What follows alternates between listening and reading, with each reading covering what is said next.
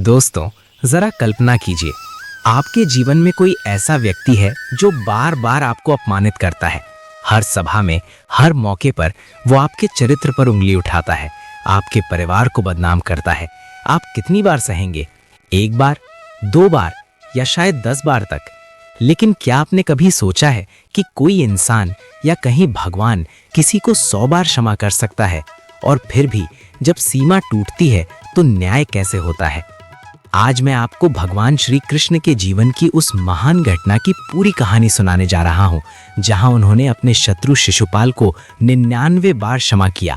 लेकिन 100वीं गलती ने ना सिर्फ इतिहास बदला, बल्कि क्षमा, क्रोध और धैर्य के सबसे गहरे सबक दिए। ये सिर्फ शिशुपाल वध की कहानी नहीं है, ये क्रोध पर विजय की कहानी है, धैर्य की अनंत शक्ति की और क्षमा के उस रहस्य की जो हमें मुक्ति तक ले जाती है। लेकिन रुकिए, ये कहानी अकेली नहीं रहेगी।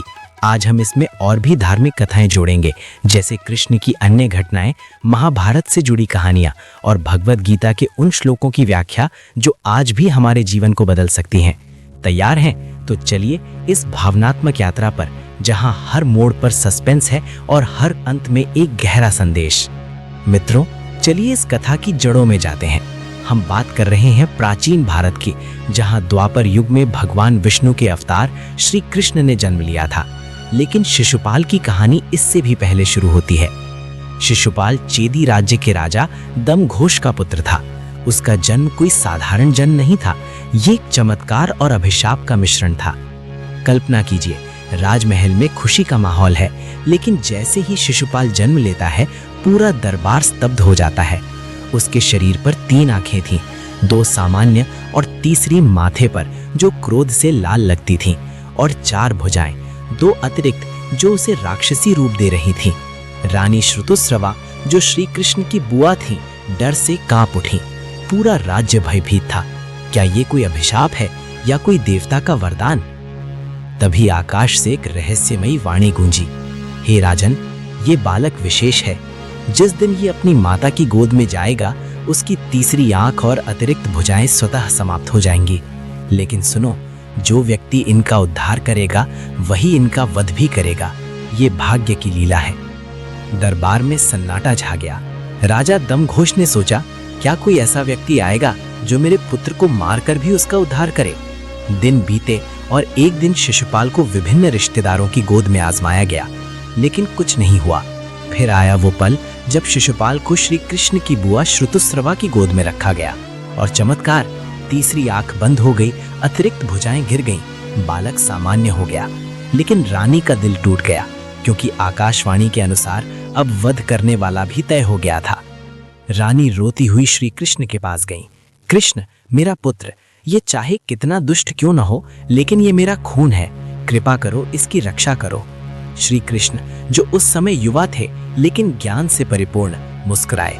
उन्होंने कहा, बुआ जी, चिंता न करें, मैं शिशुपाल को उसके 100 अपराधों तक क्षमा करूंगा। लेकिन यदि वो 101वीं बार मर्यादा तोड़ेगा तो धर्म की रक्षा के लिए मुझे कदम उठाना पड़ेगा। ये मेरी प्रतिज्ञा है। मित्रों, यहीं से शुरू होता है क्षमा का महान परीक्षण। लेकिन रुकिए, क्या आप जानते हैं कि शिशुपाल का ये जन्म कोई संयोग नहीं था? पुराणों के अनुसार शिशुपाल पिछले जन्मों में विष्णु के द्वारपाल जय और विजय का अवतार था, जो अभिशाप से राक्षसी योनि में आए थे। ये कहानी भागवत पुराण से जुड़ी है, जहां हर जन्म में वे विष्णु से द्वेष रखते थे, लेकिन अंत में मुक्ति पाते थे। क्या शिशुपाल का द्वेष उसे मुक्ति देगा या विनाश? चलिए थोड़ा पीछे जाते हैं। भागवत पुराण में वर्णित है कि विष्णु के वैकुंठ धाम में 2 द्वारपाल थे, जय और विजय। एक बार 4 कुमार सनक, सनंदन आदि वैकुंठ आए, लेकिन जय विजय ने उन्हें रोक दिया। क्रोधित होकर कुमारों ने उन्हें अभिशाप दिया, तुम 3 जन्मों तक राक्षसी योनि में जाओगे। लेकिन विष्णु ने कहा, यदि तुम मुझसे द्वेष रखोगे तो 3 जन्मों में मुक्ति पाओगे, यदि भक्ति से तो 7 जन्मों में।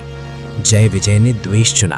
पहला जन्म हिरण्यकश्यपु और हिरण्याक्ष, दूसरा रावण और कुंभकर्ण, तीसरा शिशुपाल और दंतवक्र। हर जन्म में वे विष्णु से लड़ते, लेकिन मुक्ति पाते। शिशुपाल की कहानी इसी चक्र का हिस्सा है। शिशुपाल बड़ा हुआ और उसका द्वेष बढ़ता गया। वो कृष्ण से घोर नफरत करता था। क्यों? क्योंकि कृष्ण ने उसके मामा कंस को मारा था और शिशुपाल कंस का समर्थक था। सार्वजनिक सभाओं में वो कृष्ण का अपमान करता, उनके रंग को काला कहकर मजाक उड़ाता, उनके वंश को ग्वाला कहकर नीचा दिखाता, यहाँ तक कि उनके चरित्र पर उंगली उठाता। कल्पना कीजिए, एक सभा में सभी राजा बैठे हैं। शिशुपाल खड़ा होता है और चिल्लाता है, ये कृष्ण कौन है? एक चोर जो माखन चुराता था, एक धोखेबाज जो युद्ध में चालाकी करता है। लोग क्रोधित हो जाते, लेकिन कृष्ण, वे बस मुस्कुराते और चुप रहते। एक बार नहीं, 2 बार नहीं, 99 बार, हर बार क्षमा। चलिए कुछ विशिष्ट घटनाएं सुनाते हैं। पहली घटना, एक रात सभा में शिशुपाल ने कृष्ण को राक्षस कहा। कृष्ण ने कहा, भाई शांत हो जाओ। दूसरी, युद्ध के मैदान में शिशुपाल ने कृष्ण की सेना पर हमला करने की धमकी दी। कृष्ण ने क्षमा कर दिया। 10वीं, शिशुपाल ने कृष्ण की बहन सुभद्रा के अपहरण की अफवाह फैलाई। कृष्ण चुप। 50वीं, एक यज्ञ में शिशुपाल ने कृष्ण के पूजा करने पर आपत्ति जताई। कृष्ण ने मुस्कुराकर कहा, तुम्हारा क्रोध तुम्हारा है। हर क्षमा के साथ लोग सोचते, कब तक? कृष्ण की ये दुर्बलता नहीं थी। भगवत गीता में वे कहते हैं, क्षमा तितिक्षा, सहनशीलता। जो क्रोध को जीत लेता है वो दुनिया जीत लेता है। यहाँ हम जोड़ते हैं एक और धार्मिक कथा, कृष्ण और दुर्योधन की। महाभारत में दुर्योधन ने कृष्ण को अपमानित किया, लेकिन कृष्ण ने धैर्य रखा। क्या दुर्योधन को क्षमा मिली? नहीं, क्योंकि उसने सीमा पार की। इसी तरह शिशुपाल। समय आया पांडवों के राजसूय यज्ञ का। युधिष्ठिर ने सभी राजाओं को आमंत्रित किया। जब अग्र पूजा का समय आया, भीष्म पितामह ने कहा, कृष्ण को प्रथम पूजा दो। शिशुपाल भड़क उठा। वो चिल्लाया, ये कृष्ण एक ग्वाला, मैं राजा हूँ। उसने घोर अपमान किया। कृष्ण की माँ देवकी को बदनाम किया, उनके पिता को कायर कहा। सभा स्तब्ध। कृष्ण ने आंखें बंद की। गिनती पूरी, 100वीं गलती। सुदर्शन चक्र निकला और एक झटके में शिशुपाल का अंत। लेकिन मौत नहीं, मुक्ति। उसकी आत्मा कृष्ण में विलीन हो गई। मित्रों, अब आते हैं इस कहानी के सबसे गहरे रहस्य पर। जब शिशुपाल का शरीर भूमि पर गिरा तो सभी ने एक आश्चर्यजनक दृश्य देखा। उसकी आत्मा एक ज्योति के रूप में सीधे भगवान श्री कृष्ण के शरीर में विलीन हो गई। सभा में सन्नाटा छा गया। लोग सोचने लगे, क्या ये वध था या कुछ और? क्या कृष्ण ने उसे मारकर दंड दिया या मुक्ति प्रदान की? क्यों हुआ ये? क्योंकि द्वेष भी ईश्वर का स्मरण है। भागवत पुराण में स्पष्ट रूप से वर्णित है, यदि कोई व्यक्ति ईश्वर का स्मरण करता है, चाहे वो भक्ति से हो या द्वेष से, वो अंततः ईश्वर को प्राप्त करता है। शिशुपाल का हर अपमान, हर क्रोध, हर शब्द, सब कृष्ण के नाम से जुड़े थे। वो दिन रात कृष्ण के बारे में सोचता था, भले ही नफरत से। ये नफरत इतनी गहरी थी कि वो कृष्ण से अलग नहीं रह पाता था, और यही द्वेष भाव उसे मुक्ति का द्वार बना। क्या शत्रु बनना भी एक प्रकार की भक्ति है? क्या नफरत भी प्रेम का ही दूसरा रूप हो सकती है? चलिए इसे और गहराई से समझते हैं। भागवत पुराण के 10वें स्कंध में इस घटना का विस्तार से वर्णन है। शिशुपाल, जो जय का अवतार था, 3 जन्मों के अभिशाप से मुक्त हो रहा था। पहला जन्म हिरण्यकश्यपु के रूप में नरसिंह अवतार ने मुक्ति दी, दूसरे में रावण के रूप में राम ने, और तीसरे में कृष्ण ने। हर बार द्वेष से लड़ाई, लेकिन अंत में वैकुंठ की प्राप्ति। ये दिखाता है कि ईश्वर की लीला में कोई भी भाव, प्रेम हो या घृणा, यदि निरंतर हो तो मुक्ति का कारण बन सकता है। अब यहाँ जोड़ते हैं रामायण से रावण की कहानी, जो इसी रहस्य का एक और उदाहरण है। रावण, जो जय विजय का दूसरा अवतार था, राम से घोर द्वेष रखता था। वो राम की पत्नी सीता का अपहरण करता है, युद्ध करता है, लेकिन हर पल राम का नाम जपता रहता है, भले ही क्रोध में।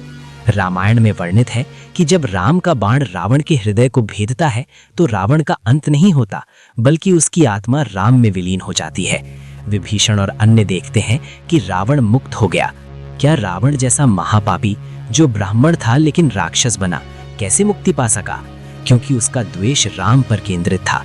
राम ने कहा, रावण, तुम मेरे शत्रु थे, लेकिन तुम्हारा स्मरण मुझे मुक्ति देगा।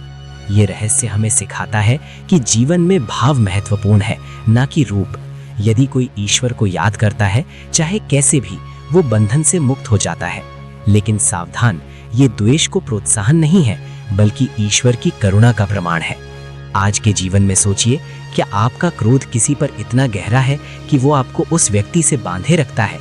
क्या वो बंधन मुक्ति का कारण बन सकता है? ये विचार हमें गहराई से सोचने पर मजबूर करता है। मित्रों, अब हम इस कहानी से निकलने वाले सबसे बड़े संदेश पर आते हैं। क्षमा का अर्थ। क्षमा का अर्थ अन्याय सहना नहीं है, बल्कि अपनी आत्मा को मुक्त करना है। जब आप किसी को क्षमा करते हैं तो आप उस व्यक्ति पर नहीं, बल्कि अपनी आत्मा पर उपकार करते हैं। क्रोध एक जहर है जो आपको अंदर से खाता है, लेकिन क्षमा वो अमृत है जो आपको हल्का बनाता है। लेकिन याद रखें, जहां अधर्म सीमा पार करे वहां न्याय आवश्यक है, जैसे कृष्ण ने किया। अब जोड़ते हैं अन्य धार्मिक कथाएं जो इस संदेश को और मजबूत करती हैं। प्रत्येक को विस्तार से समझाते हैं ताकि आप इनसे प्रेरणा ले सकें। कृष्ण और कंस। कंस, जो कृष्ण का मामा था, ने कृष्ण के जन्म से पहले ही उनके 6 भाइयों को मार डाला। वो देवकी और वासुदेव को कैद में रखता था और कृष्ण के जन्म की भविष्यवाणी से डरता था।